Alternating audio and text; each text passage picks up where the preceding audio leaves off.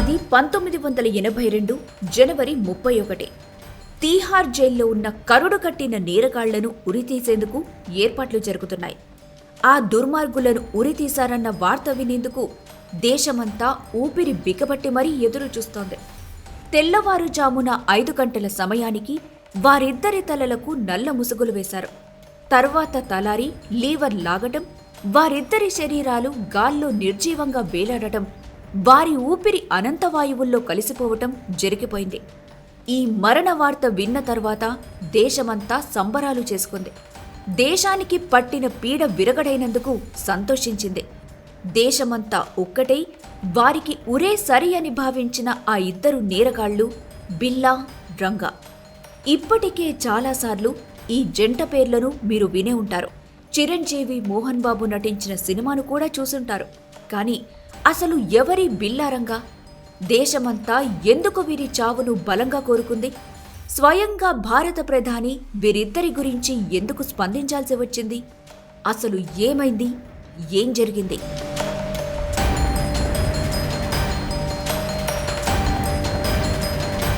బిల్లా, రంగా భారత నేర చరిత్రలో రక్తాక్షరాలతో రాసిన పేర్లివి. స్వతంత్ర భారతాన్ని ఉలిక్కిపాటుకు గురిచేసిన నేరంలో వీరిద్దరే ప్రధాన దోషులు. దేశాన్ని రక్షించేందుకు ఎన్నో పోరాటాలు చేసిన సైనిక కుటుంబానికి తీరని శోకాన్ని మిగిల్చి భారత జాతి మొత్తం చీత్కరించుకున్న నేరగాళ్లు బిల్లా, రంగా. సామాన్యుడి నుంచి రాష్ట్రపతి వరకు వీరిద్దరికీ మరణం తప్ప వేరే ఏ శిక్ష సరిపోదని తీర్మానించి ఒకే రోజు వీరిద్దరిని నరకానికి పంపేశారు. అది ఆగస్టు 26 శనివారం 1978. అప్పట్లో దేశ ప్రజలకు బాగా తెలిసిన నావీ కెప్టెన్ మదన్ మోహన్ చోప్రా కుటుంబానికి ఆ రోజు తీరని శోకం మిగిలింది. మదన్ మోహన్ చోప్రా 16 ఏళ్ల కుమార్తె గీతా చోప్రా, 14 ఏళ్ల Sanjay Chopra all India radio స్టూడియోలో యువవాణి అనే కార్యక్రమంలో పాల్గొనేందుకు సాయంత్రం 6 గంటలకు ఇంటి నుంచి బయలుదేరారు. రేడియో స్టేషన్కు వెళ్లేందుకు లిఫ్ట్ అడిగి ఓ కారెక్కారు. అయితే ఇలా లిఫ్ట్ అడిగి కారెక్కడమే వారి జీవితాలను చిదిమేసింది. ఆ చిన్నారులకు లిఫ్ట్ ఇచ్చింది బొంబాయి నుంచి ఢిల్లీకి వచ్చిన చిల్లర నేరగాళ్లు బిల్లా, రంగా. బిల్లా వృత్తిరీత్యా టాక్సీ డ్రైవర్. అతడు ఎప్పుడూ సీరియస్గా ఉండేవాడు.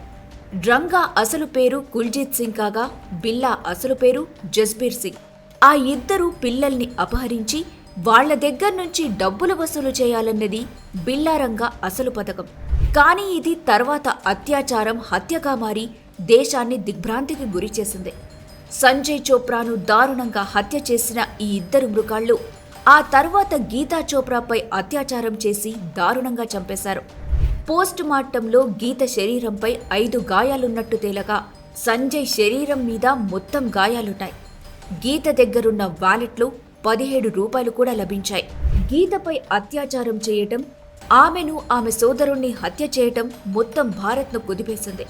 ప్రజలందరూ రోడ్లపైకి వచ్చి ఆందోళనలు చేశారు.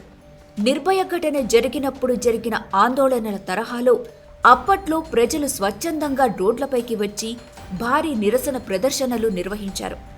జీసస్ అండ్ మేరీ కాలేజ్ విద్యార్థినులు నిరసన ప్రదర్శన చేపట్టారు. వారితో మాట్లాడేందుకు అప్పటి విదేశాంగ మంత్రి అటల్ బిహారీ వాజ్పేయి వెళ్తే విద్యార్థినులు రాళ్లదాడి చేశారు. ఈ రాళ్లదాడిలో వాజ్పేయికి గాయమైంది.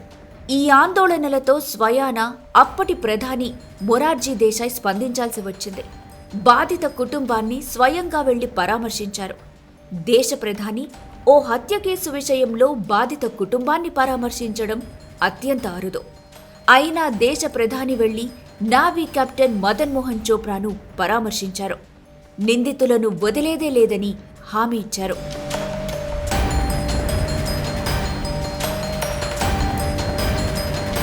ఈ దారుణానికి ఒడిగట్టిన తర్వాత బిల్లా, రంగా ఢిల్లీని వదిలి పారిపోయారు.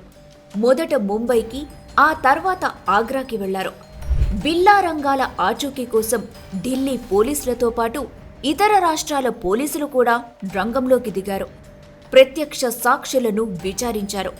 ఆగ్రా నుంచి ఢిల్లీకి వచ్చేందుకు వాళ్లు ఒక రైలెక్కారు. అయితే వారెక్కింది సైనికులు ప్రయాణిస్తున్న బోగి కావటంతో సైనికులు బిల్లా, రంగాలను పట్టుకొని పోలీసులకు అప్పగించారు.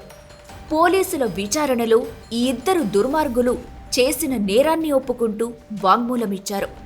తొలుత సంజయ్ను హత్య చేశామని, తర్వాత బిల్లా గీతమెడపై కత్తితో వేటు వేశాడని, వెంటనే ఆమె చనిపోయిందని రంగా స్టేట్మెంట్ ఇచ్చాడు. అనంతరం న్యాయ విచారణ 4 ఏళ్లపాటు సాగింది. ఇద్దరు అమాయకులను హత్య చేసిన బిల్లా రంగాకు కింది కోర్టు మరణశిక్ష విధించింది. దీన్ని ఢిల్లీ హైకోర్టు, సుప్రీంకోర్టు సమర్థించాయి. క్షమాభిక్ష కోసం బిల్లా రంగా చేసుకున్న పిటిషన్లను ఆ సమయంలో రాష్ట్రపతిగా ఉన్న నీలం సంజీవరెడ్డి తిరస్కరించారు. దీంతో 1982 జనవరి 31న వీరిద్దరికీ ఉరిశిక్షను అమలు చేశారు. అయితే ఉరితీసిన తర్వాత బిల్లా వెంటనే చనిపోయినా రంగా నాడి మాత్రం కొట్టుకుంటూనే ఉంది. జైలు సిబ్బంది ఒకరు కిందకు వెళ్లి అతడి కాళ్లను లాగటంతో అప్పుడతడి ప్రాణం పోయింది. బిల్లా రంగా శరీరాలను తీసుకువెళ్లేందుకు వారి బంధువులు ఎవరూ ముందుకు రాలేదు.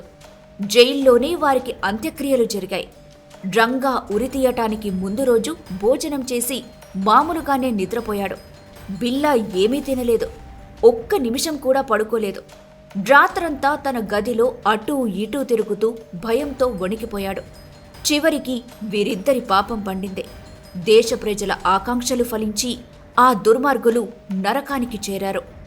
దేశంలోనే ప్రముఖమైన తీహార్ జైల్లో జైలర్గా పనిచేసిన సునీల్ గుప్తా రంగా బిల్లాను ఉరితీసినప్పుడు ఆపరేషన్స్ ఇన్ఛార్జిగా ఉన్నారు. ఇప్పుడు ఆయన జీవితంపై నెట్ఫ్లిక్స్ జనవరి 10న ఒక సిరీస్ని విడుదల చేసింది. దీంతో మరోసారి బిల్లా రంగా పేర్లు ప్రచారంలోకి వచ్చాయి.